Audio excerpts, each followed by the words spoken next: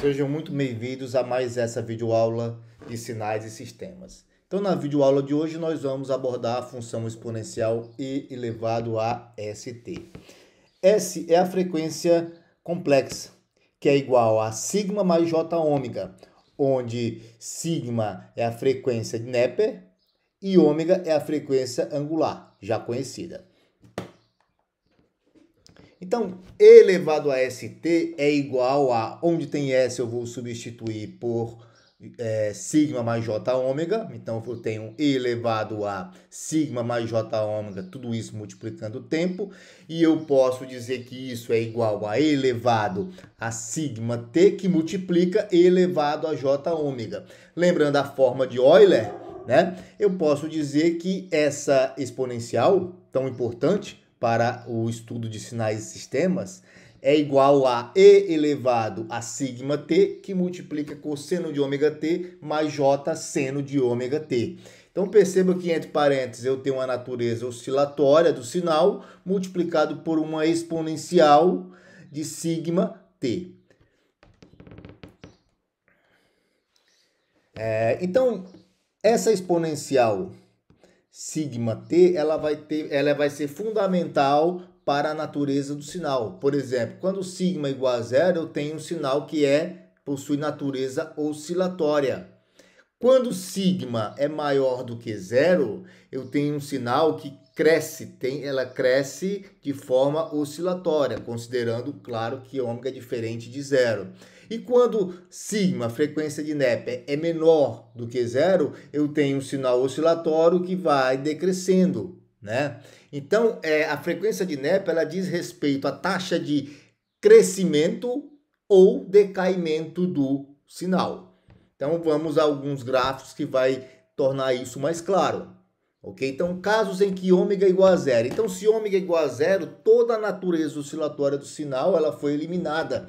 Então, eu tenho aqui os três casos em que sigma é igual a zero também. Então, eu tenho um sinal que é constante, como a gente pode ver. E quando sigma for maior do que zero, eu tenho uma exponencial que cresce indefinidamente. Quando sigma é menor do que zero, eu tenho um sinal que decresce indefinidamente. Então, uma vez que a frequência de Neper diz respeito, né, à taxa de decaimento ou à taxa de crescimento, dá para perceber que quando sigma maior do que zero, eu vou ter um sinal que tende a crescer em amplitude. Quando sigma menor do que zero, eu tenho um sinal que vai decrescer em amplitude. Então, aqui nós temos o caso em que sigma é igual a zero. Então, quando sigma é igual a zero, eu não tenho essa característica de crescimento ou decaimento do sinal. Eu tenho o quê? Eu tenho um sinal que é puramente oscilatório. Já quando sigma é diferente de zero, percebam esse gráfico mais à esquerda, quando sigma é menor do que zero, que o sinal ele vai decrescendo, né? Ele é oscilatório, porém ele vai decrescendo. Quando o sigma é maior do que zero, o que acontece? O sinal é oscilatório, porém ele vai crescendo indefinidamente. Então gostaria que vocês, como exercício, escrevam um programa para o MATLAB que permita avaliar a influência das frequências de Neper e frequência angular na função exponencial E elevado a st. Então nós estamos estudando essa função. E eu vou dar um pause para que vocês tentem fazer esse exercício com o MATLAB. Escrever um código em que vocês possam variar a frequência angular e a frequência de Neper e verificar o que acontece com o sinal. Bem, então vamos à solução. Então esse é o código proposto por mim, né? E vocês podem variar ali a frequência de Neper e a frequência angular ômega e verificar o que acontece com o sinal.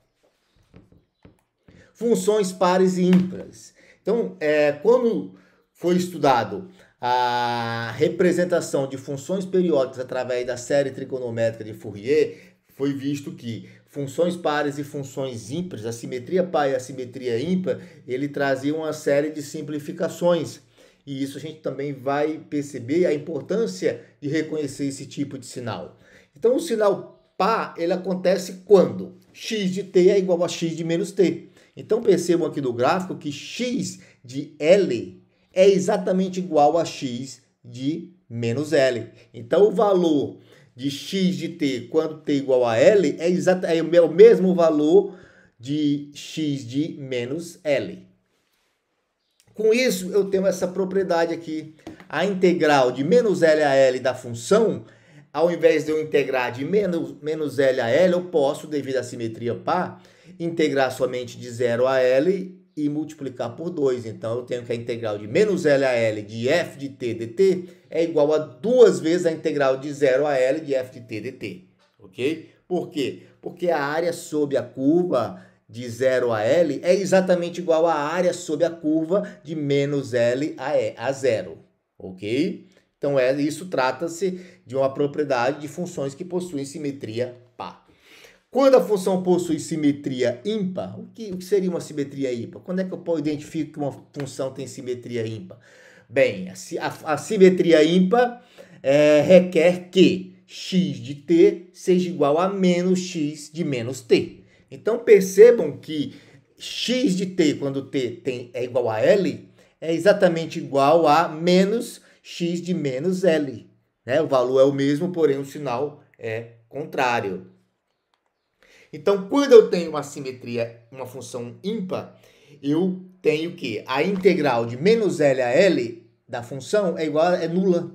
Porque a área sob a curva da função de 0 a L é exatamente igual à área sob a curva da função de menos L a 0 com o sinal trocado, ok? Então, agradeço a todos que assistiram essa videoaula e até a próxima.